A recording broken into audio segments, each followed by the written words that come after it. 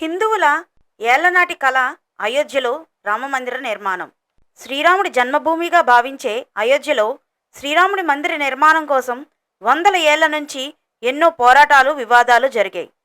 ఇప్పుడు ఈ వీడియో ద్వారా అయోధ్య రామమందిర విశేషాలు, అక్కడ చూడవలసిన ప్రదేశాలేంటి, అలాగే ఈ ఆలయానికి ఏ విధంగా చేరుకోవాలి అనే విషయాలన్నీ కూడా తెలుసుకుందాం. Welcome to Anu family Telugu traveller.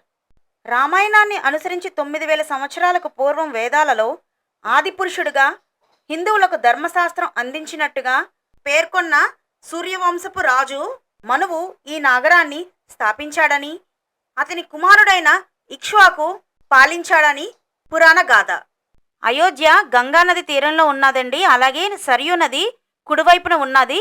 ఇప్పుడు మీరు చూస్తున్నది సరియు నది.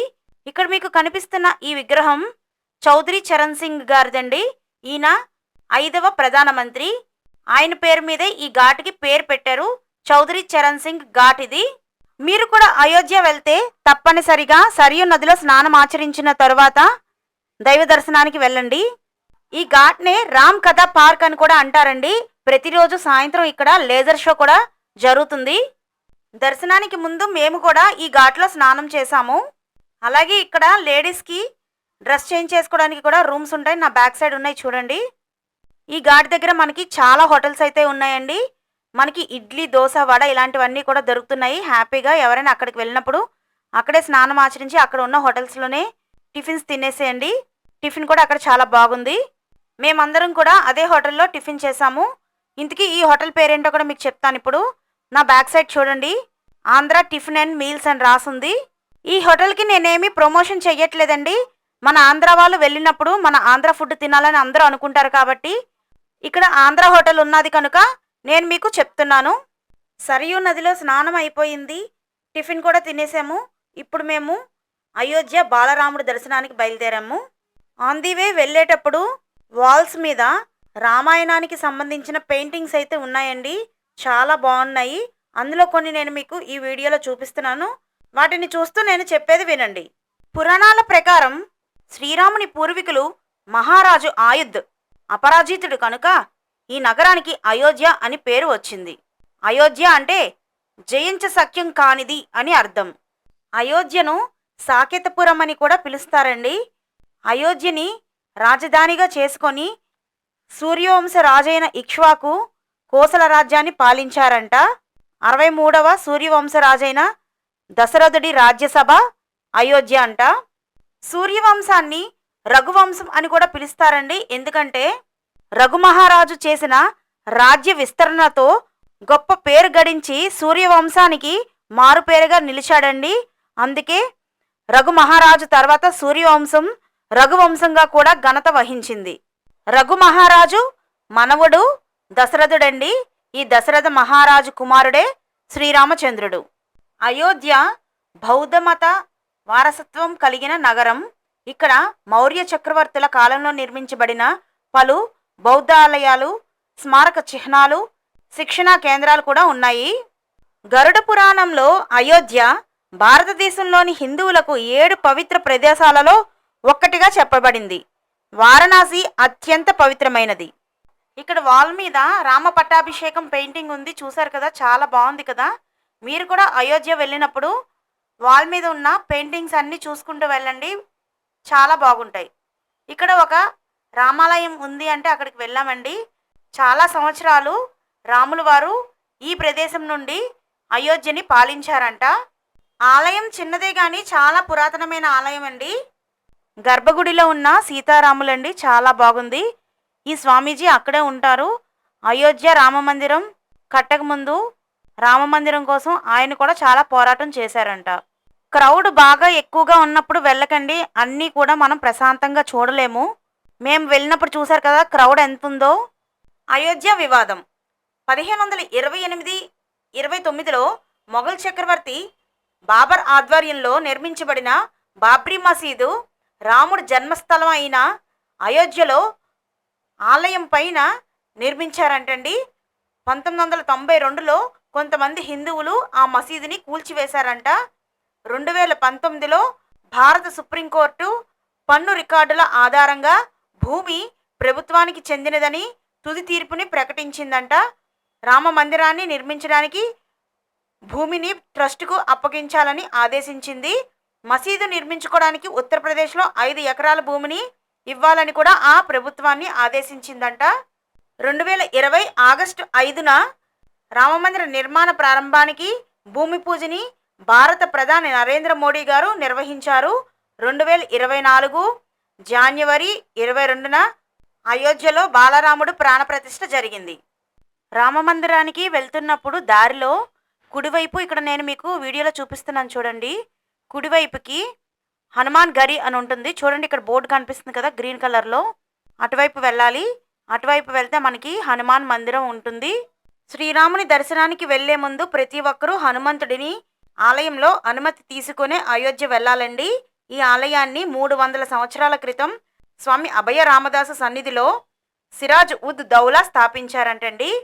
అయోధ్యను కాపాడేందుకు హనుమంతుడు ఇక్కడే ఒక గుహలో నివసించి అయోధ్యని కాపాడారంటండి. హనుమంతుడి ఆలయానికి సుమారుగా ఒక 76 మెట్లు అయితే ఉంటాయండి. ఆ 76 మెట్లు ఎక్కి హనుమంతుడిని దర్శనం చేసుకోవాలి. అయోధ్య రామ మందిరంతో పాటు ఇంకా మనం దర్శించుకోవాల్సినవి ఏంటో నేను ఇప్పుడు మీకు చెప్తానండి. వాటి ఫొటోస్ అన్నీ కూడా నేను లాస్ట్లో పెట్టాను. ఇప్పుడు ఆల్రెడీ మీకు నేను హనుమాన్ గడి ఒకటి చెప్పేశాను. నెక్స్ట్ దర్శించుకోవాల్సిన ఆలయం దేవకాళి ఆలయం అండి. ఈ ఆలయం అయోధ్యకు నైరుతి దిశలో ఉన్న ఫైజాబాద్ నగరంలో నిర్మించబడింది. ఈ ఆలయంలో ప్రతిష్ఠించబడిన మాతా గిరిజాదేవి విగ్రహాన్ని సీతాదేవి తనతో పాటు తీసుకువచ్చిందని ప్రజల నమ్మకం అండి. దశరథ మహారాజు దేవకాళి ఆలయాన్ని నిర్మించి అక్కడ ఈ విగ్రహాన్ని ప్రతిష్ఠించారంట. దూరంగా ఇక్కడ నుండి మీకు ఒక టెంపుల్ కనిపిస్తుంది కదండి, అది అమావ రామ మందిరం అంటారు. అయోధ్యలో మొట్టమొదటి ఎయిర్ కండిషన్డ్ రామాలయం ఇది. మొత్తం ఏసీతో ఉంటుంది ఆ టెంపుల్ అంతా.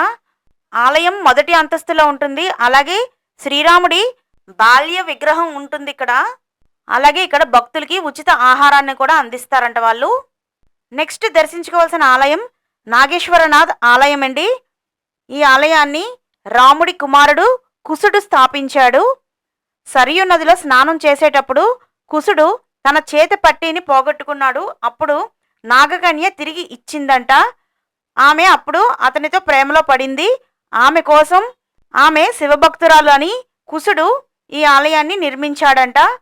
మిగిలిన ప్రాంతాలన్నీ కూడా శిథిలావస్థకు చేరుకొని దట్టమైన అడవితో కప్పబడి ఉండగా ఈ ఆలయం విక్రమాదిత్యుడికి నగరాన్ని గుర్తించడానికి వీలు కల్పించిందంటండి. ఇక్కడ శివరాత్రి పండుగ చాలా గొప్ప వైభవంగా జరుపుకుంటారు. ఈ ఆలయంలోని శివలింగాన్ని స్వయంగా శ్రీరాముడే ప్రతిష్ఠించాడంటండి. ఈ దేవాలయం సమీపంలోని ఉన్న సరియు నదిలోని నీటితో శివలింగానికి అభిషేకం చేస్తారంట భక్తులు. నెక్స్ట్ చూడవలసిన ప్రదేశం గుప్తర్ ఘాట్ అండి. ఈ ప్రదేశంలో శ్రీరాముడు, సీతాదేవి, లక్ష్మణులు కలిసి రహస్యంగా జల రవాణా చేశారంటండి. అందుకే దీనిని గుప్తర్ ఘాట్ అని పిలుస్తారంట. ఈ నది ఒడిన ఒక అందమైన రామ మందిరం కూడా ఉంది. నెక్స్ట్ రామ్ కథా పార్క్ అండి. స్టార్టింగ్లో మీకు సరియు నది దగ్గర చూపించాను. ప్రతిరోజు సాయంత్రం అక్కడ లేజర్ షో జరుగుతుంది. నెక్స్ట్ చూడవలసిన ప్రదేశం కనక భవన్ అండి. కనక భవన్ అనేది అద్భుతమైన ఆలయం. సీతారామ లక్ష్మణుల విగ్రహాలు ఉంటాయి ఇక్కడ. రామాయణం ప్రకారం రాముని సవతి తల్లి అయిన కైకేయి తన అత్తగారింటికి వచ్చినప్పుడు సీతాదేవికి ఈ భవనాన్ని బహుమతిగా ఇచ్చిందంటండి. ఈ ఆలయ శిల్పకళా వైభవం చాలా బాగుంటుంది. మెయిన్గా అయోధ్యలో చూడవలసిన ప్రదేశాలు అయితే అవేనండి. రామ మందిరానికి దగ్గరికి వచ్చేసామండి. చూసారు కదా, కన్స్ట్రక్షన్ అయితే ఇంకా పూర్తి కాలేదు. విగ్రహ ప్రతిష్ఠ అయితే జరిగింది కానీ ఇంకా చాలా పనులు అయితే అక్కడ జరుగుతున్నాయి. కన్స్ట్రక్షన్ అయితే ఇంకా జరుగుతూ ఉంది. ఇంతకీ ఈ అయోధ్య రామ మందిరం ఎక్కడ ఉంది అంటే భారతదేశంలోని ఉత్తరప్రదేశ్లోని అయోధ్యలో ఉంది. అయోధ్య రామ జన్మభూమి. లక్నో నుండి 130 కిలోమీటర్స్ డిస్టెన్స్ అండి. Gorakhpur 140 kilometres distance. ప్రయాగరాజ్ నుండి 160 కిలోమీటర్స్ డిస్టెన్స్. వారణాసి నుండి 200 కిలోమీటర్స్ డిస్టెన్స్. ఢిల్లీ నుండి 636 కిలోమీటర్స్ డిస్టెన్స్. మీరు ఫ్లైట్ ద్వారా వెళ్ళాలి అనుకుంటే అయోధ్య ధామ్లోని మహర్షి వాల్మీకి ఇంటర్నేషనల్ ఎయిర్పోర్ట్ ఉందండి, 5 కిలోమీటర్స్ డిస్టెన్స్. లక్నోలోని చౌదరి చరణ్ సింగ్ ఇంటర్నేషనల్ ఎయిర్పోర్ట్ ఉందండి, 134 కిలోమీటర్స్ డిస్టెన్స్. ఇంకా ప్రయాగరాజ్లో కూడా ఎయిర్పోర్ట్ ఉంది, 166 కిలోమీటర్స్ డిస్టెన్స్. వైజాగ్ నుండి అయితే అయోధ్యకి డైరెక్ట్ ట్రైన్స్ అయితే లేవండి. కనెక్టింగ్ ట్రైన్స్ ఏమైనా ఎక్కి వెళ్ళాలి. లేదంటే వారణాసికి డైరెక్ట్ ట్రైన్ ఉంది వైజాగ్ నుండి. వారణాసి వెళ్ళిపోయారనుకోండి, అక్కడ నుండి మీకు నెంబర్ ఆఫ్ వెహికల్స్ ఉంటాయి అయోధ్యకి. బస్సెస్ కూడా ఉంటాయి, అలాగే ట్రైన్ కూడా ఉంటుంది. 200 కిలోమీటర్స్ డిస్టెన్స్ అండి వారణాసి నుండి అయోధ్యకి. వైజాగ్ నుండి వారణాసికి బెనారస్ ఎక్స్ప్రెస్ ఉందండి, ట్రైన్ నెంబర్ 18523. రామ మందిరం లోపలికి ఎంటర్ అవుతున్నామండి. శిల్పకళ అయితే చాలా అద్భుతంగా ఉంటుంది. అసలు చాలా చక్కగా చెక్కారు. మీకు మధ్య మధ్యలో చూపిస్తున్నాను చూడండి. రామ మందిరం 2.77 ఎకరాల విస్తీర్ణంలో ఉందండి. మొదటి అంతస్తు నుంచి గర్భగుడి శిఖరం వరకు 161 అడుగుల ఎత్తు, ఆలయం పొడవు 360 అడుగులు, వెడల్పు 235 అడుగులు. ఈ మందిరం లోపలికి మెట్లెక్కి వచ్చాం చూసారు కదండి. ఆ మెట్లు మొత్తం కూడా 32 మెట్లు ఉంటాయి. వికలాంగులు, వృద్ధులు ఎక్కలేరు కాబట్టి వాళ్ళ సౌకర్యార్థం ర్యాంపులు అలాగే లిఫ్టులు ఉన్నాయి. ఆలయ శిల్పకళ చూస్తూ నేను చెప్పేది వినండి. ఈ మందిరం లోపలికి వచ్చాక 4 మూలల్లో సూర్యుడు, దేవి భగవతి, గణపతి, శివుడు ఆలయాలు ఉన్నాయి. ఉత్తరంలో అన్నపూర్ణాదేవి ఆలయం, దక్షిణాన హనుమంతుడి గుడి ఉన్నాయి. మందిర సమీపంలో పురాతన కాలం నాటి చారిత్రక బావి సీతాకూప్ కూడా ఉంది. శ్రీరామ జన్మభూమి మందిర్ కాంప్లెక్స్లో వాల్మీకి మహర్షి, వశిష్ఠ మహర్షి, విశ్వామిత్ర మహర్షి, అగస్త్య మహర్షి, నిషాద్ రాజ్, శబరిమాత, దేవి అహల్య మందిరాలు ఉన్నాయండి. కాంప్లెక్స్ నైరుతి భాగంలో కుబేర్ తిలా వద్ద శివుడి పురాతన మందిరం, జటాయువు విగ్రహంతో పాటుగా పునరుద్ధరించారండి వాటిని. ఇప్పుడు నేను ఈ ప్లేసెస్ అన్నీ ఎందుకు చెప్పానంటే మీరు వెళ్ళినప్పుడు తప్పకుండా వాటన్నిటిని దర్శించుకుంటారని చెప్పాను. ఈ మందిర నిర్మాణంలో ఎక్కడా కూడా ఇనుము వాడలేదంటండి. పూర్తిగా భారతదేశ సాంప్రదాయ పద్ధతిలో నాగర శైలిలో స్వదేశీ సాంకేతికతను ఉపయోగించి నిర్మించారంట. ఆలయం చాలా పెద్దది, చాలా విశాలంగా ఉందండి. అసలు శిల్పకళ అయితే చాలా చాలా చాలా బాగా నచ్చింది. మరి మీకు కూడా శిల్పకళ నచ్చిందని అనుకుంటున్నాను. టెంపుల్ టైమింగ్స్ విషయానికి వస్తే ఉదయం 7 గంటల నుండి 11:30 వరకు అండి. మళ్ళీ మధ్యాహ్నం 2 గంటల నుండి రాత్రి 7 గంటల వరకు. ఇక్కడ వరకు అయితే ఫోన్ని అలౌ చేశారండి. ఇప్పుడు మేము గర్భగుడి లోపలికి ఎంటర్ అయ్యాము.